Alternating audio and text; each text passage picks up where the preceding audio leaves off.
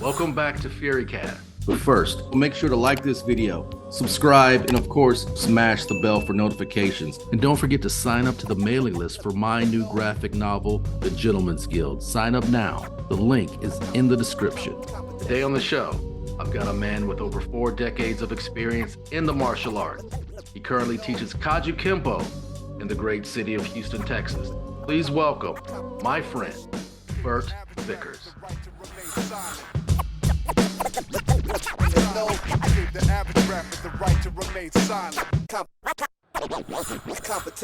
Take me back to the beginning, man. Take me back to tell me where you grew up and what that was like. Okay, well, I grew up in Abilene, Texas. I was born in 1966. So during the 70s, there weren't too many martial arts schools in Abilene, Texas. But the whole reason I got started in the martial arts was, I got picked on as a kid. And I got one of those swirlies, these guys ganged up on me and tried to put my head in the toilet. So I did the best I could do to fight them off, and so after I was embarrassed, I was like, I'm never going to let anybody do that to me ever again. What age was this? I think it was right around junior high, so maybe 13, 14-ish, around that time. So I looked around and found a school that was in Abilene, Texas at the time. It was 2 guys teaching. It was actually, they just called it karate, but it was Tong Sudo, Mudokwan Tong Sudo. So that was my first experience as a young kid. I spent about 3 years in that art, and then I moved to Dallas, Fort Worth to start my education. So you got started in Mudokwan Tang Sudo. Now that's a very interesting history as well, because of course, there's a great book called A Killing Art. I don't know if you've read it, but it's about it. Check it out.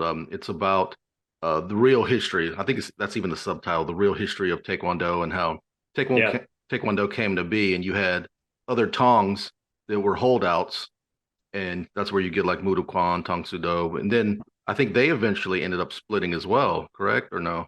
Yeah. Well, there was, from what I understand now, I could be wrong here, they had 5 different schools, Kwans, yeah, Kwongs, and a lot of them wanted to get together completely to make, they wanted to go into where they could make money, obviously, and make it a sport. So they got together and they kind of formulated they changed it over to Taekwondo and wanted to make it more of a sport. But the old Mudokwan stuff was, the system that I was in was very, very, very strict, hardcore, regimented in hard karate. And I mean, it was self-defense based. And I enjoyed doing that when I was a kid because I didn't have anything else to do at that point. I was learning a lot. But that was my start. And then do you want to continue on from there? Yeah, well, I'll just hop in it, in between, Sure. Because I started in ITF style Taekwondo, which was, I consider myself probably the last of that hard style, like probably the last generation that trained in that hard style Korean based martial art, where it was very regimented, but sparring was very hard, and it was old school, and the instructors were, when I started as a kid, the instructors were, you could tell they were like some military, they were ex-military special forces. You could just see it on their face. When I eventually got black belt in probably like 02, it was still, I was probably the last generation. I think it was coming into where the WTF style was pretty much taking over at that time. So I don't know if there's still some holdouts with the Tuksuwan or the Tang Sudo or Mudokwan, or I don't know if they're still training hard styles, but I know as far as Taekwondo goes, I kind of lament those days that kids coming up today are getting a completely different understanding of what that is. Yeah, it's kind of watered down. I hate to say that, but there's a lot of schools that do that. When I say watered down, they're not as intense. They don't teach their students theories of contact and understand what contact. I'm not talking about sparring. I'm talking about real identifying contact with what your technique can do. You have to learn how to hit and to be hit to understand exactly how to apply that correctly, you know. And I know people want to say, well, sparring does that. Well, sparring, the way sparring ended up from Taekwondo, and I'm going to go into that too, because I went from that to Chundukwan Taekwondo, and we're going to get into that in a minute.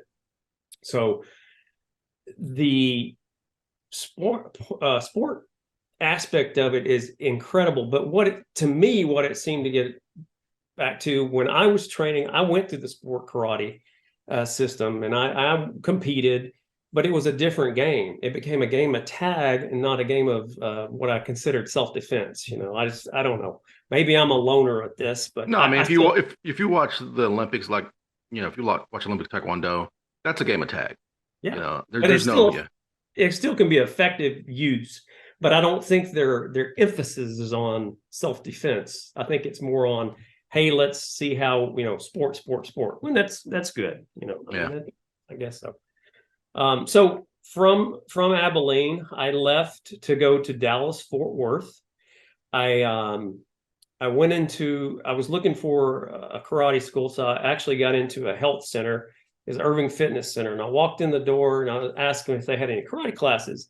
And they said, well, we have something upstairs. I walked upstairs and I saw this gentleman teaching Kajukenbo. And I was like, wow, this is cool. They're doing self-defense techniques and not just katas and spar. They sparred, but they did full contact. And I said, I want to come back when I could save my money and join the class. I wanted to come back and join it. Well, I came back a month later, and the person that was teaching it was called Steve Goins. Steve Goins was from Hawaii. Steve Goins was also he was a Hawaiian kickboxing champion. And at the time I returned to join his class, he left to go back to Hawaii to fight. He was fighting full contact for a title. So there was a Taekwondo school there, and I didn't know if I should join him or not, but I knew it was similar to Mudokwan. I joined the class, and it was taught by Christy Moss and Bobby Stovall. Well, they were direct black belts of the Blood and Guts era, the Allenstein's group. So I always make a joke. You could tell they're from that lineage when the names are always like Bob Goins, you know, Steve Champion, or, you know, it's like the most American names you've ever heard. They were like the roughest guys you ever met. Bob Smith. Yeah, Bob Smith. Well, one of the guys that would come in and train with us, basically it was Taekwondo's WTF style forms. They taught that, but their thing was kickboxing, and they got me into that kickboxing movement. And so a gentleman Around what year was this? Is 80s? Yeah, it was let's say 86, 87, 80, yeah, 86, 87, 88. That was the era. And Raymond McCallum was one of the guys that would come into class all the time. I don't know if you've ever heard of Raymond McCallum, but just look him up. Troy Dorsey was another person that would come in and train. And all these guys were coming in and train kickboxing, and they just pulled me in as a guinea pig. And so I learned by trial by fire how to do kickboxing, American kickboxing. And I got into the amateur status. I never went pro, but I had like 10 fights, and I lost 3, won 7. But those fights were like school events. You know, they would get together, and you had a ring, and you had to kick each round. You had to have 8 kicks, and you had to score at least 8 kicks. But there was no takedown. It wasn't the MMA that we see today. It was American kickboxing at that point. It was the PKA style. Yes, exactly. And a lot of those guys that were in that ring, teaching me, went to those professionals back. They went into professional status. I didn't, but they did. But I learned a lot from them. I learned how to take a hit, and I learned to fight through that fog. I learned a lot of good things. I learned how to kick really well, and they gave me a foundation of basics beyond unbelievable. It was every day. It was walking basics. You know, as a kid, you're like, or a young adult, you're like, why in the hell are we doing this over and over again? Now I understand why the basics are so important, especially at the level I am at today. And I teach my students the same way. But long story short, I got kind of disenchanted with just fighting all the time. I would ask them, I said, what about self-defense? What if somebody comes up and grabs you from behind, or grabs you, chokes you, or puts you in a headlock? What do you do about that? Oh, you just learn how to fight. That was their mentality. Let's just beat the hell out of. Well, I thought, there's more to martial arts than just that. So I left them as a black belt. I attained my black belt, first degree, in Chundaquan. And Now, how does Chung Do Kwan differ from other styles of Taekwondo? Well, that I don't really know. I just know that the forms that Chundo Kwan was a Kwan that they used what they call the Blue Hut forms. It was Chunji, Tosan, Wan Yo, Wan Yugu. Yo. Yeah, same. Yeah, I used. Yeah. But a lot of those schools probably used the same forms. It was just under a different master. So there was Ido Kwan, Jito Kwan, Chundo I guess it was just the Kwan that they were under. Right. Yeah. But here's the thing. It was under this group came from Jun Rhee's lineage. Jun Rhee was the what they call the father of American or Texas Taekwondo. He brought Taekwondo to Texas in the early 60s, and he started with Allenstein, and Allenstein in Dallas kind of spread it out from there. And it was that what they call the blood and guts fighting style. You know, they also made a Shaw Brothers movie with Taekwondo attacks. I don't know if you've ever seen love that one. That was funny. The finger through the eye. Yeah. And so anyway, I was looking for Taekwondo Strikes, I believe. I stand correct. Yeah, that was Taekwondo Strikes. Yeah. Yeah, that was a funny movie. I've actually enjoyed that one. Yeah, I did. You need to make another one, man. You need to make another martial art movie. Let's do it, baby. Hey, even a Kajukempo movie would be great. I love, and we'll get into Kajukempo in a minute. I don't want to derail you, but yeah, I mean, I love styles like that because Kajukempo is really a legendary style that a lot of people don't know about. But let's get into that in a minute after we hear a little bit more about your history. Get that history going. Okay, so I was in Arlington, Texas. I lived in Grand Prairie, so in the Dallas-Fort Worth area, Arlington and Grand Prairie are they're just like butt up against each other. So there was a martial arts place where you could go buy gis, you could buy books. Back then in the 80s, everybody had VHS tapes, right? So this lady ran this place called, it was Lang Soon Traders. And she had VHS tapes of all the martial arts. She would buy all the Panther production tapes, and you could go rent a tape for $3 for the whole weekend. So all these martial arts would go to her shop, and they'd rent these tapes, buy gis, buy books, magazines, whatever. And she had a big, huge book of all of the surrounding martial arts schools. And one of them, she had a patch of my current teachers or my school that I train at, which is Kajukenbo. It was sitting there on the front counter, and I said, Kajukenbo. I said, who's teaching that?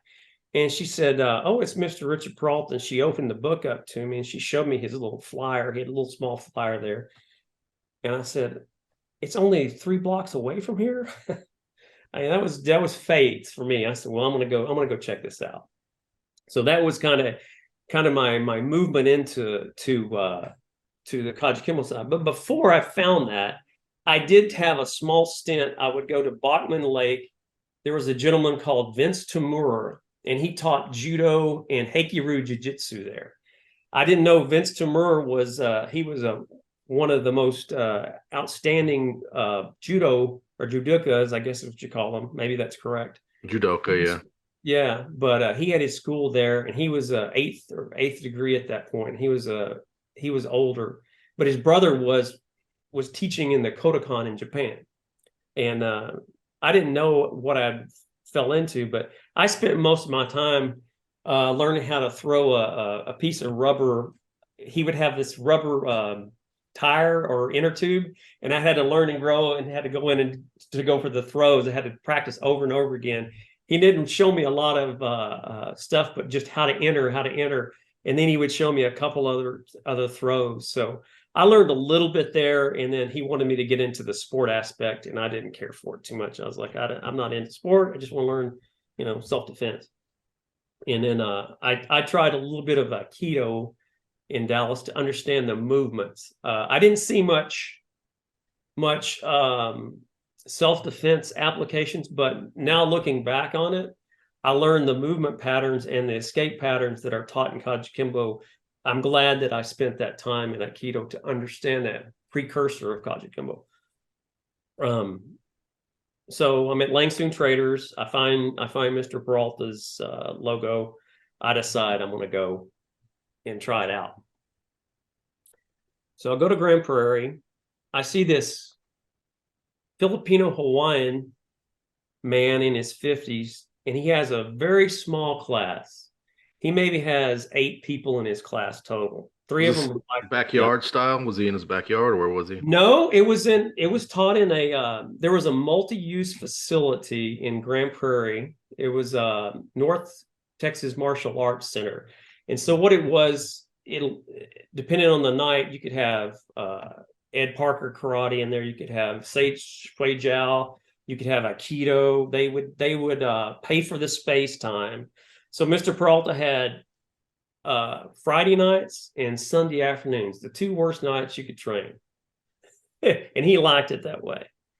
So I showed up on Friday night. I introduced myself to him. Of course, you're young. You want to tell people, hey, I've had training before. Well, that was a mistake, because you don't go in and say, hey, I'm a black belt in Taekwondo and I've done kickboxing. He beat the shit out of me. I mean, he beat me up so bad at the first couple of times. He wanted me not to come back. That was the Hawaiian way. It's like, see if they're willing to come back and train. See if they're willing to take the punishment. Because Imperato, AD Imperato is known as the founder of the system. There's 3, actually there's 5, but he's kind of the one that's known to carry it on. And I've met him and performed in front of him. Imperato used to say, make pain your friend. And I never understood that until I went to that class. And they wanted to make it as real. Kajukenbo, Imperato used to lock the doors, but when he was training in the 50s, this is a true statement. He used to lock the doors and not let anybody out until he wasn't satisfied till the class was over, till he saw some sort of blood on the floor and stuff. Now, you think about that today. How would that fly today, Derrick? And, with lawsuits and stuff. Well, it's a horrible business model. One. Correct. Is, try to build an academy. But it's very common to historical martial arts. Yeah. You hear stories like that in catch wrestling. You hear stories like that in jiu-jitsu. You hear stories like that in judo. So it is sad that that generation has left us. Yeah. But now it's time for guys like you and I to rise. So keep going. So we'll bring it back. Maybe we could bring it back. Just blood on the floors, maybe. I don't know. Well, I understand that mentality. Imperator wanted to make it so fearful inside the dojo that walking on the street, if you confront somebody, hey, it's worse at the dojo than it is out here. I get that mentality. And wasn't it also a statement or a building of brotherhood? I mean, if you're bleeding with those guys, that's your brother. It's not the same as, I go and we do, light sparring, and then, I see you in the mall and kind of nod. No, I'm sure those guys were pretty tight. That's the one thing about the Hawaiian mentality that I love the most is they train hard. And in the dojo, their thing was like, you punch me, I'm going to defend myself. And hey, we bust each other up. They call that, bust them up. And then we go get a beer after class. And that's the way it is. It's a brotherhood. Inside the dojo, if you get hit, that's your damn fault. You didn't block correctly. You didn't move correctly. You can't blame me. And I understand that. I understand that ideology about it, because as far as a self-defense mindset, I train my students for self-defense. I don't train them for sport karate. I never have. I did sport karate with the Taekwondo thing. I didn't like the point fightings. I didn't like the politics in it. The reason I got into it was for self-preservation. So I can, make sure that the people that I love and myself are protected. And then I want to perpetuate that to my students. I want them to understand, Kajukembo is about self-defense. And that's the way it was given to me. And my teacher was very strict with me. He was very loving. He'd give the shirt off his back for you. I mean, I spent from 1989 to 2005 with him. He actually became basically my surrogate father. I mean, I lived with the man in between a a divorce I was going through in a period of time. And that's the kind of Hawaiian mentality. Once you're in the family, you're the Ohana. They call it Ohana. They'll do anything in the world for you as long as you show respect. As soon as you start showing disrespect, that's your ass. You get outed, you know, and it's kind of like being in a mafia, so to speak. I hate to say I don't want to equate the Kajukenbo to a mafia, but it's kind of like that, you know. It's a brotherhood, and I think Funakoshi, founder of Shotokan, was a Shotokan. He said karate begins and ends with respect. And that's one of the things that I always teach with my students, you know, and it's respect. If you go to another school, you show respect, you know.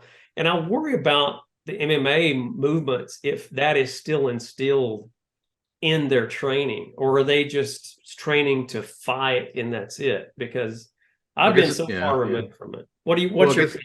I think it depends on the person and the schools that come out of. You see like Anderson Silva, people like that, bowing after they've demolished somebody, sitting down kneeling next to that person, bowing to them, picking them up, hugging them. Then you see other people, just knocking people out, bragging.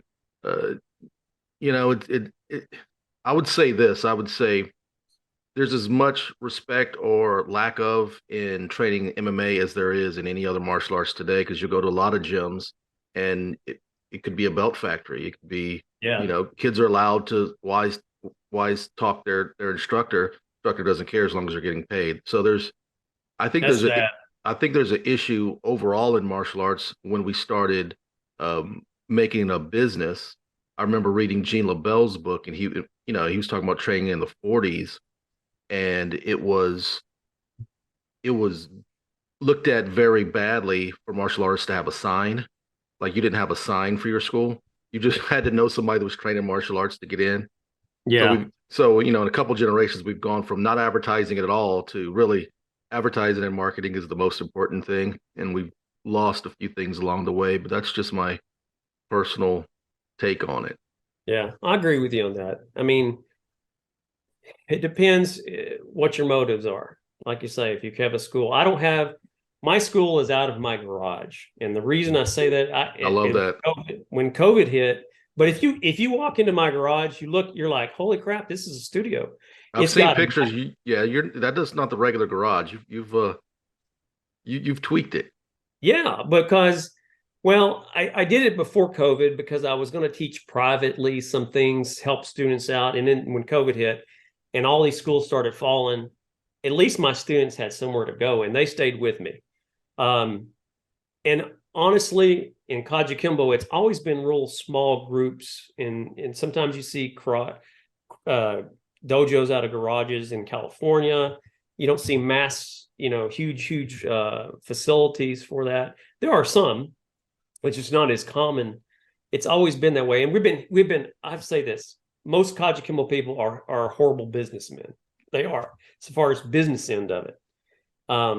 I remember Al DeCoscos, he come, if you know who Sifu Al is, his son is Mark DeCoscos. Mm-hmm. Mark's been on, he's movies out, and he was the...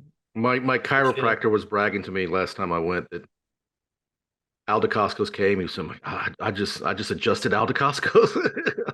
Yeah, he's been in my house. He's actually been in this garage training. He comes to Houston once in a while. He's a good friend of mine. In fact, I'm part of his IKA organization here I'm his representative here in Houston for that. But anyway, long story short, he's actually been here. He came in. He goes, Burt, you're a black belt. What degree black belt? And I told him at the time. I think I was a 6th at the time. This is years ago.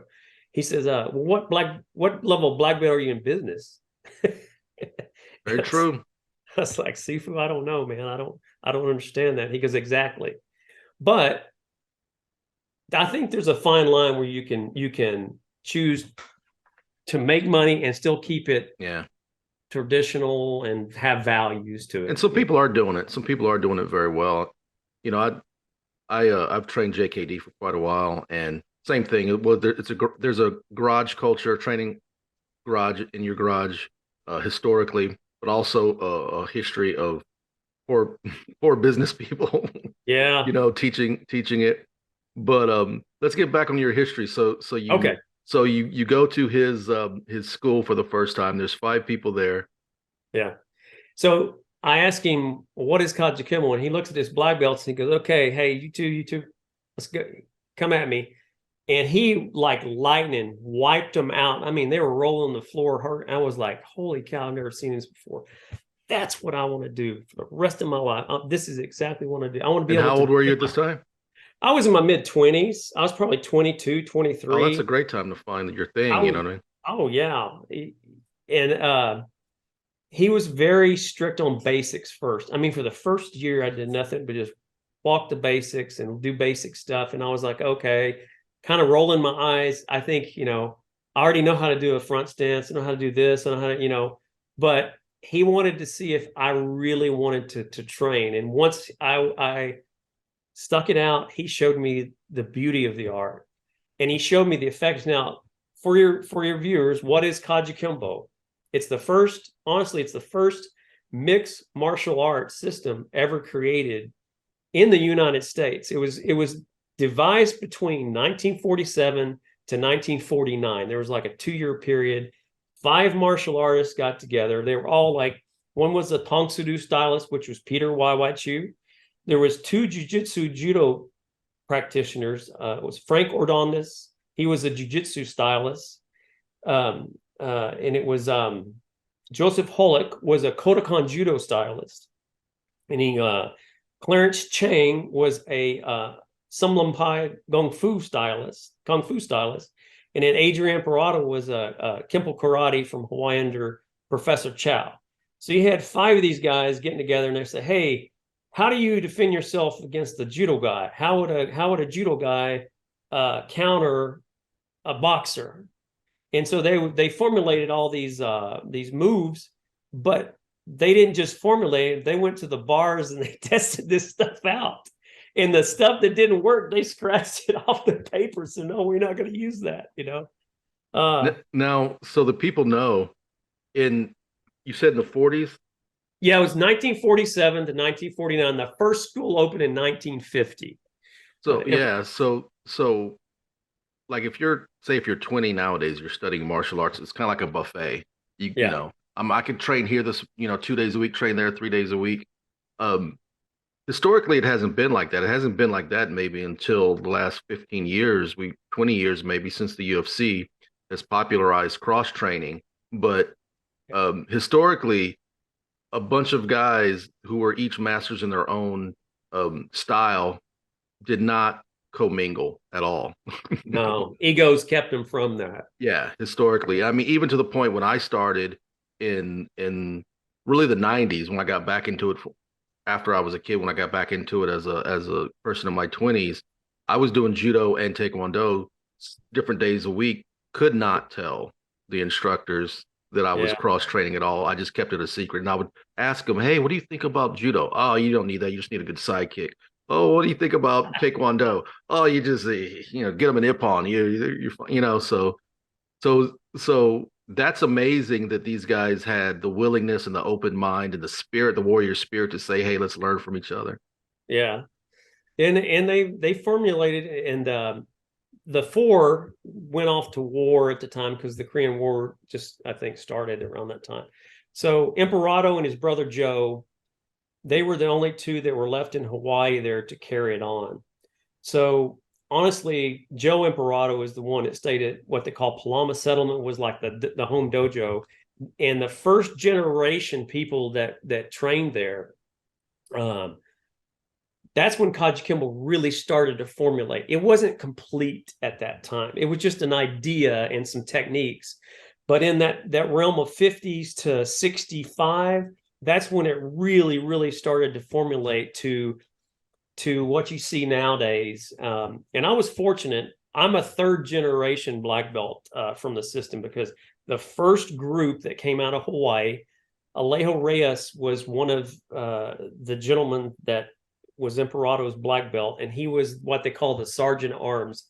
Sergeant arms was the ones that handled the class, that could speak for the teacher when they wasn't there. He was the second in command of everything. Well, he moved to California in 54, 55, 50, around that area. I could be wrong. And started in Suisun City, California. That's where my teacher, Mr. Peralta, was it was the second black belt from him. So he trained in California. That's from Hawaii to California is where the movement came.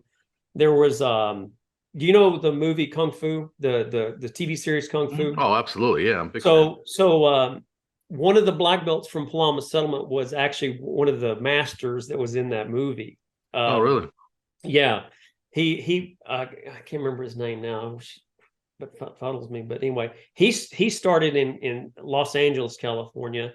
Alea Reyes started in Suisun City, California, and then Joe Halbuna moved to San Francisco. So you see this migration from Hawaii to California first.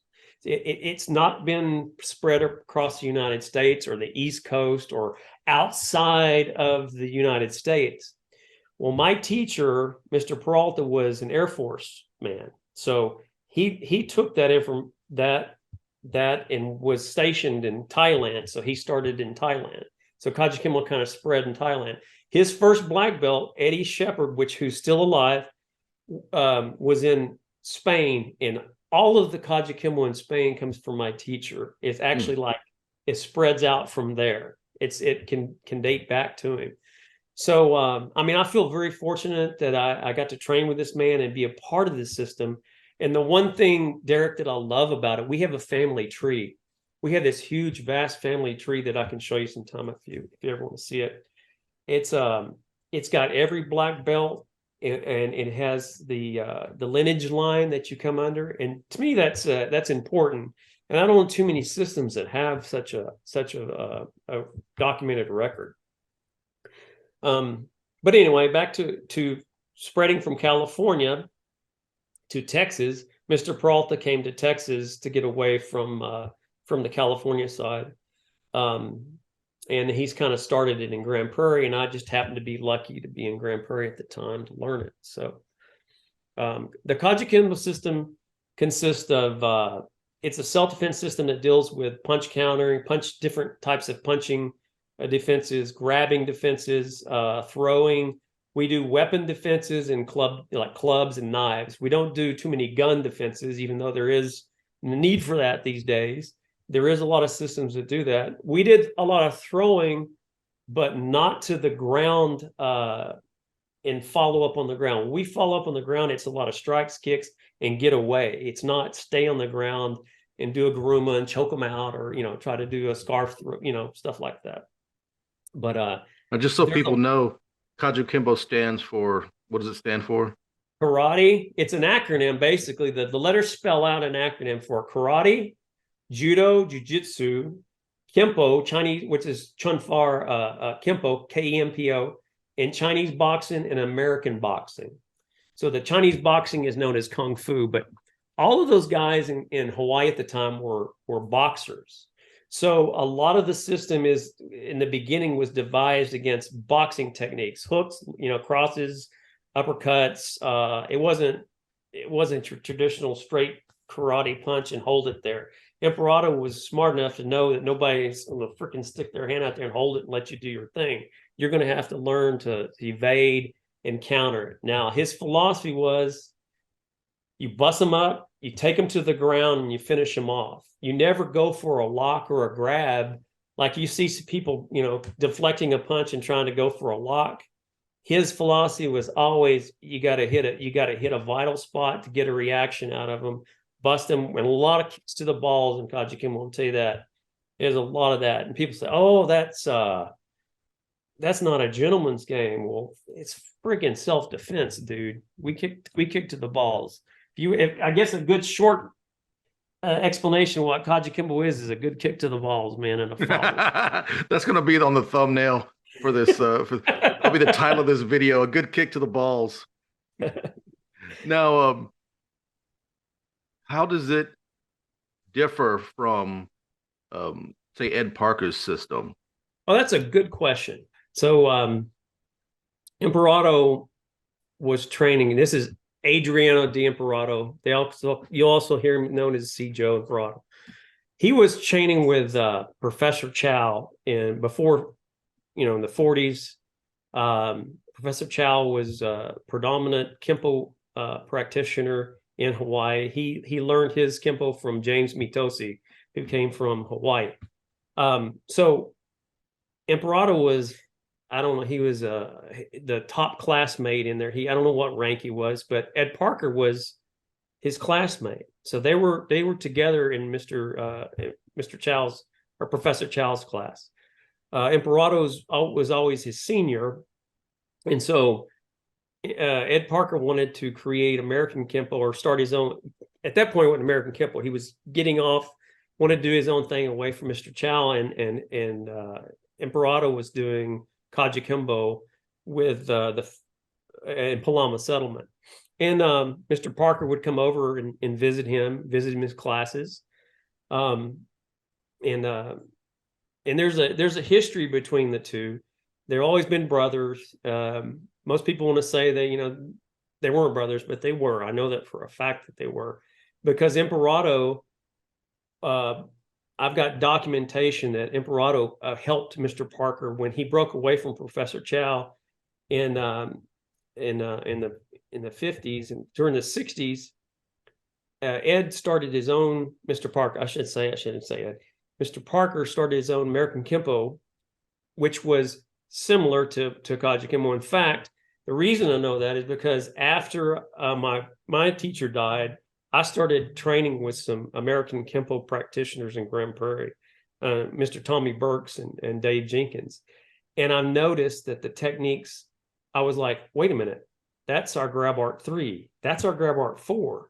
That's our trick. So I see where Mr. Parker took some of the techniques from the Kajukenbo system and made him his own. He was very innovative, and he had the concepts that he had were revolutionary, far beyond what Kajukenbo has done.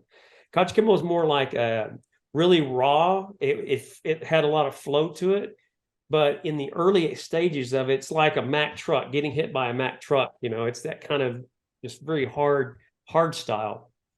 Mr. Parker took what he learned from Chow and from what I'm assuming he saw from Mr.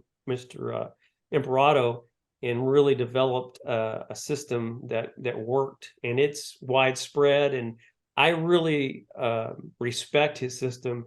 In fact, my training that I have trained in it for about 4 or 5 years, maybe more than that, I never got belted in it, but I took the concepts and the theories that Mr. Parker had, and I added it to the end of my Kajukenbo. So we're like a cousin system, so to speak. You see the core technique in Mr. Parker's stuff, but the only way you're going to know that is if you've been on the back end of Kajukenbo and trained from the traditional standpoint. So how are they related? They're very closely related, concept-wise. So going back to your history again, so how long did you train Kajukenbo? Was that your first teacher or your only teacher? I only had one teacher in Kajukenbo, was Mr. Peralta, and then he passed away in 2005, and I was devastated. I was living. Were you already in Houston, or? No, I didn't come to Houston until 2007. But 2005, he passed away. I was in a church in Grand Prairie, and the pastor was teaching American Kenpo, and he took not pity on me. He was concerned about me because he could see that I was really upset, and he knew of me, and we were good friends. He let me train, and he started teaching me Ed Parker's system. And then I met his teacher, Mr. Tommy Burks, who Mr. Tommy Burks has been basically my teacher since, but and a teacher in American Kenpo. So here I am. I've got all this experience in Kajukenbo, and then 2005 hits. From 2005 on, I've been doing like basically American Kenpo. So I've taken what I learned from American Kenpo, and I've kind of grafted it into the Kajukenbo system as well. So it blends well. It's something that I adapt to really fast and furiously. I like the flow of it. It's not for everybody. I like to tell everybody when they come to my school, Kajukenbo is not for everybody. You know how these teachers will go, oh yeah, they try to sell you on it. You're going to get hit in my class. You're going to have pain. You're going to have to train hard. If you don't like it, just throw a stick down the street and you'll find another school that'll take your money. I'm not in it to make big bucks. I'm in it to help people with self-defense. And I also like to share knowledge with other martial artists. That's kind of a rarity because of the egos of people, right? I like to martial artists with egos. That's the problem, Derrick. That's the problem. You get a skill set, you start developing a skill set. What does it do? It inflates your ego.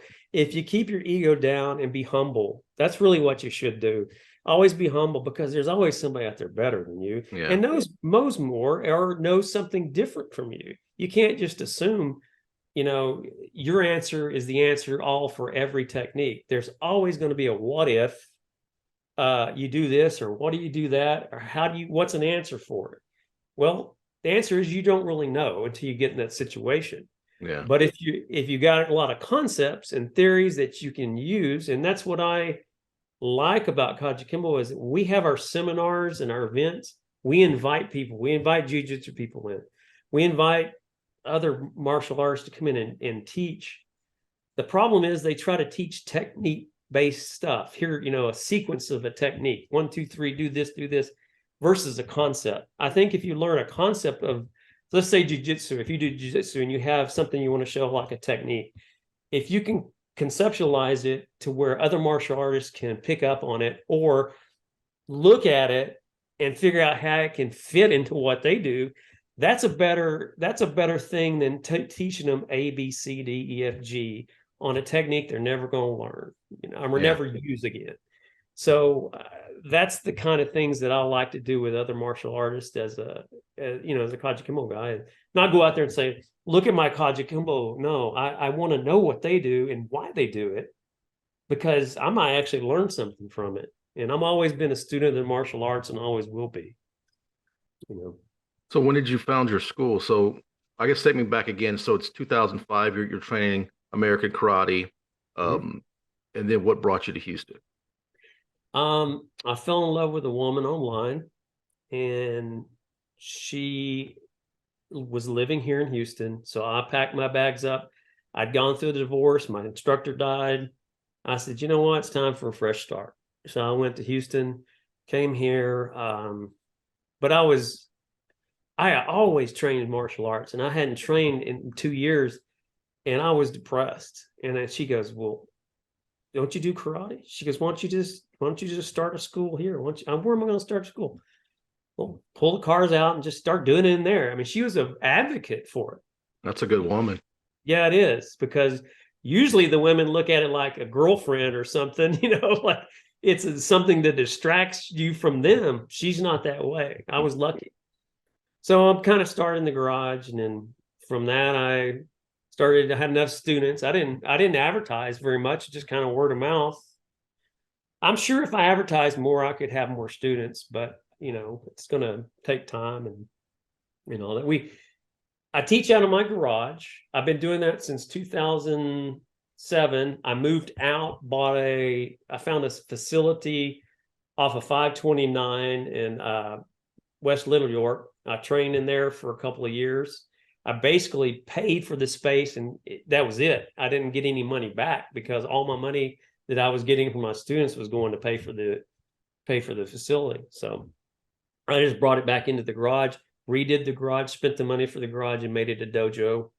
And I said, you know what? I'll just teach out of this until we can build a school. And now I have the ability. One of my students is he's going to build a 40 or 50 by 60 foot building, and we're going to make that a dojo. But we're going to make it a dojo that kind of like the concept in Grand Prairie, where other martial artists can come in and use the space.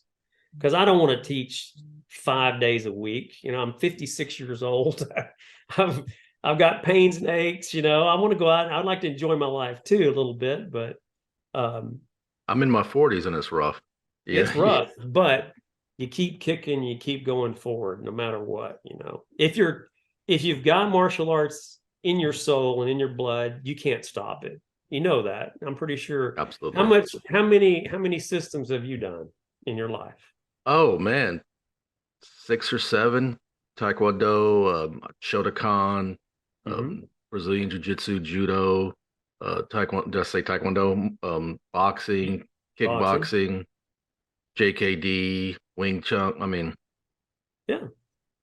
yeah, And if you just stop training, how would that make you feel? Probably. I'd be depressed. Yeah. Was same thing with creating, all the stuff that I create. It's like for me, martial arts is another area of creativity that Yeah. if I cut off that funnel of creativity, it's not good for my mental. You know what I mean? Yeah. Yeah. Well, but I guess back to Ed Parker and Kajukenbo. As far as Kajukenbo is concerned, it's a good system. I'm not going to sit there and tell you it's the best system ever in the world. That's the wrong attitude. The thing is we're eclectic enough to combine techniques that work together. You'll find where you can find a judo technique in there. You can find where you can use a strike or a kick or a throw from jiu-jitsu or a lock. And that's what I like about it. It's eclectic. Imperato would say Kajukenbo is like chop suey. If you like the carrots, you keep the carrots in. If you don't like the carrots, throw the carrots away. He wanted it to be a system where you can develop yourself and also be expressive like an artist. He said in Shotokan, if you do Shotokan, you can't deviate. Everything is exact way. They don't let any room for any changes of that. In Kajukenbo, he wants you to be, he knows that this is an evolutional art that's going to change as we get older, or as we get through the years. It's going to change. Now, do you think that's the how do I put this? Do you think that's because it's an American style? Do you think that's the American input into the arts, the open-mindedness, the ability to sample and take from? It seems Yes, like the American way. I think it was because they had 5 guys that got along, and they're all from different systems, and they realized back in the 50s that that could work. Mhm. because But because if you took those guys out of Hawaii, out of the United States, and put them in Japan, would they have been so open-minded, or in Korea? I wonder you if mean, the social yeah, dynamics are so strong to stay. yeah, probably not so, because of the area that they grew up in. Now Hawaii was a melting pot, so yeah. um I just like the fact that you're not stuck in doing one specific Mhm. way.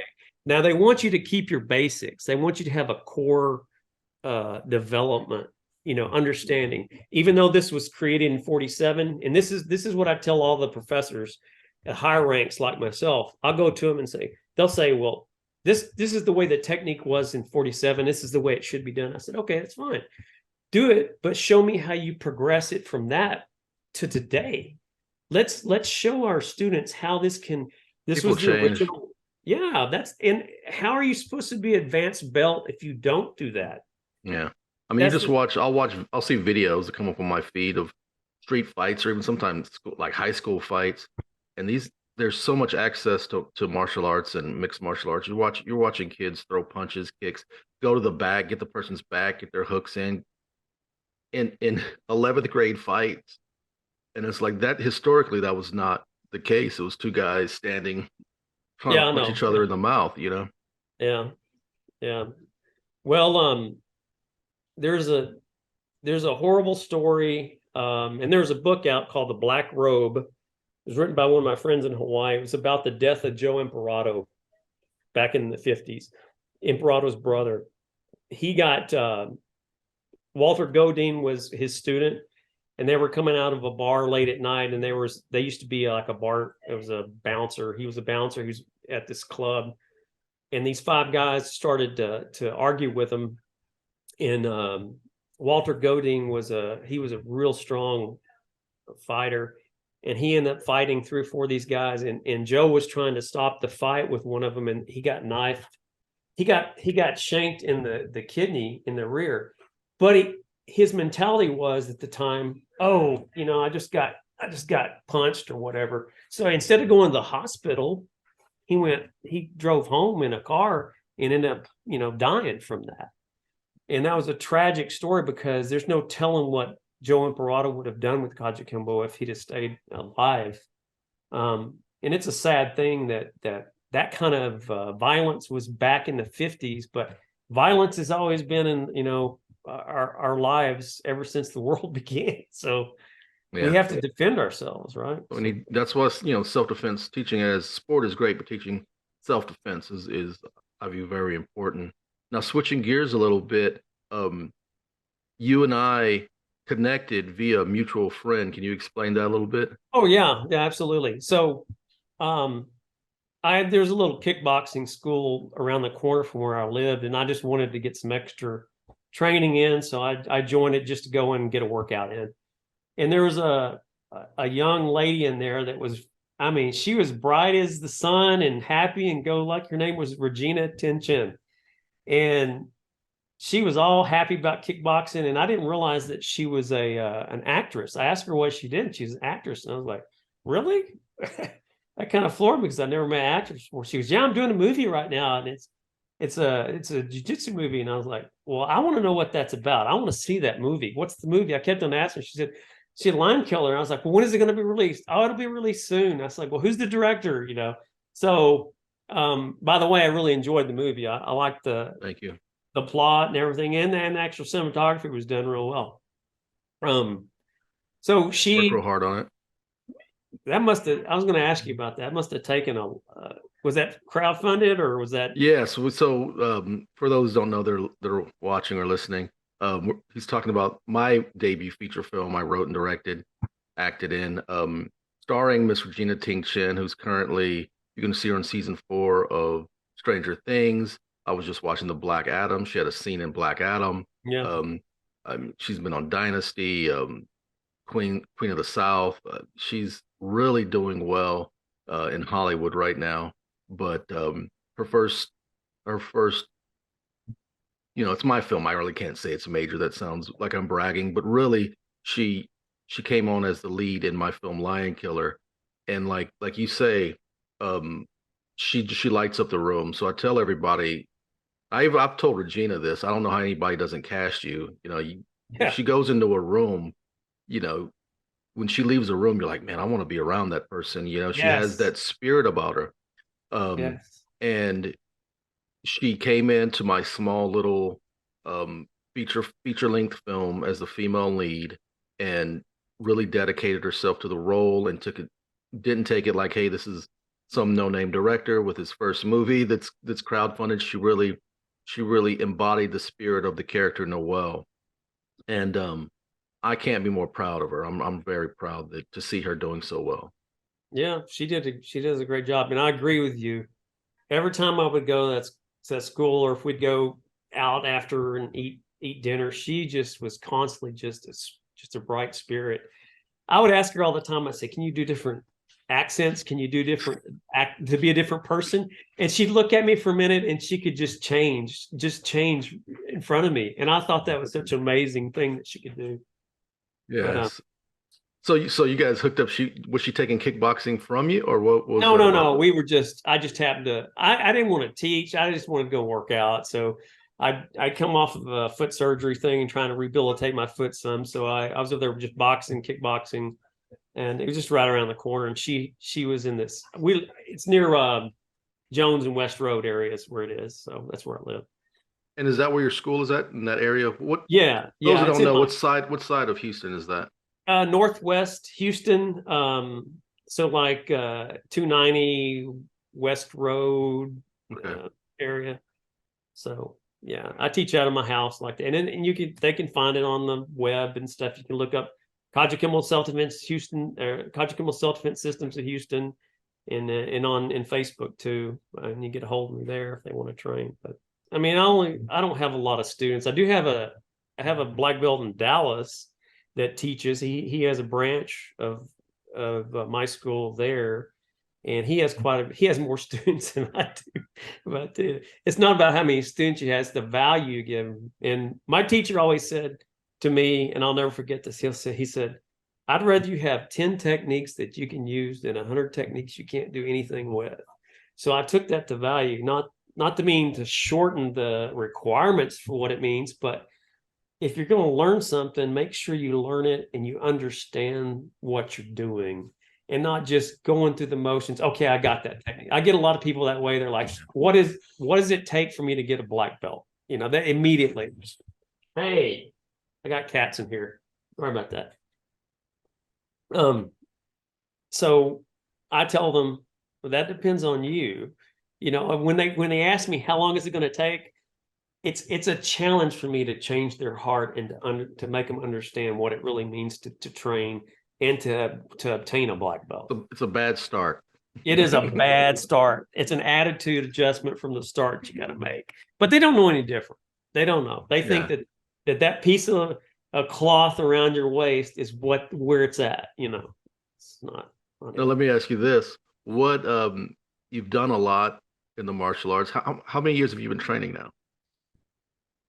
40 something plus. Let's see. I started in 1981. I can't do math now. So 81 on. So. And you don't seem like the kind of guy that's ready to retire. So nope. What's next for you and your academy? Well, I'm always going to teach martial arts, and I'm trying to develop good black belts. I don't have a whole lot of black belts, but the ones I do are really good. My idea is I want to also, like I said, a student of martial arts. I want to continue my education and learn. Just because I've mastered and I'm a high level black belt in one system doesn't negate me from learning. And I think a lot of martial artists out there, they get to that attitude, or they don't want to take the time to train. And the big thing about me is I like to get with other martial artists and talk about concepts and learn from them and develop friendships. That's kind of what I do. And I, you know, I don't want to go out and obtain black belts and this belt and that belt. That doesn't matter to me. What matters to me is friendships and learning more about the martial arts. Because I got the highest level black belt I can in Kajukenbo. I don't need to go out and prove myself with another system. I don't care about that. That's what I'm trying to say. I've never at one point in my training, it was important to me. But it's not. I learned a long time ago, the belt's not going to save you. It's your techniques that you learn. And the friendships that you develop through the martial arts is more important than that. So that's kind of where I'm at on that. I've got a lot of good friends. I've got a good friend called Tori Overstreet who teaches TNT Jiu-Jitsu. And he teaches traditional Jiu-Jitsu as well as Brazilian Jiu-Jitsu. And that guy is amazing. Yeah, I've met him. Yeah, he's a good guy. He's a good friend of mine. In fact, every belt test that I have, he sits on it when it comes to a black belt. Connect me. I'd like to have him on the show here. If you can, give me his info, and I'll send him an invite. Now, you've been training 41 years? You said. Yeah, I'd have to do math here. Let's see, 81 to 2022, so 40 something years. Now I know you've got some good stories. So you got anything crazy ever happen? Well, I've had fights, but I mean, nobody, really wins a fight. I'm not going to go in there and brag and stuff, but I mean, I've had to use it. It's scary that you have to use it here in Houston, from time to time, and in Dallas, Fort Worth. People like to come up to you and try to threaten you a lot of times, and you got to assess the threat and just make your decision, and I've done that a couple of times. I've had to handle myself, and it's not fun. Now, how important do you think, let's say somebody's out there wants to train the martial arts and they're looking at sport versus a self-defense style. How important do you think learning a self-defense style is? Well, it's very important, but it's not just technique based. It's also mental based. You have to train somebody mentally how to prepare for that too. It's easy to tell somebody, to show somebody, okay, here's a technique if a guy does this. but when they're in your face yelling and screaming at you, there's the psychological aspect of it. And you have to teach people how, you have to break them in slowly because you can run them off if you just are real intense. And I tell my students, I said, from the beginning, you're going to have to be broken into Kajukembo. You can't just jump in here and say you want to get, think you're tough. There's more than just taking a punch. The psychological aspect of an attack, or let's say you hear a gunshot, immediately. What do you do? I mean, those things are important to teach, just as teaches a technique base. And I hope that the schools can do that and can learn from that. To me, that's more important. So that's self-defense, not just physical stuff, but mentally learning how to protect yourself. What do? If you see somebody like where they do those active shooter courses and stuff all the time, as a martial artist, you see somebody, okay, Derrick, you see somebody slap a woman in front of you, knock her down and knock a baby out of the hand. What do? What are you going to do? Are you going to get involved? Or, things like that. How does it make you feel? Those are aspects that you have to train. And all of those are related to self-defense. And I think that's most important.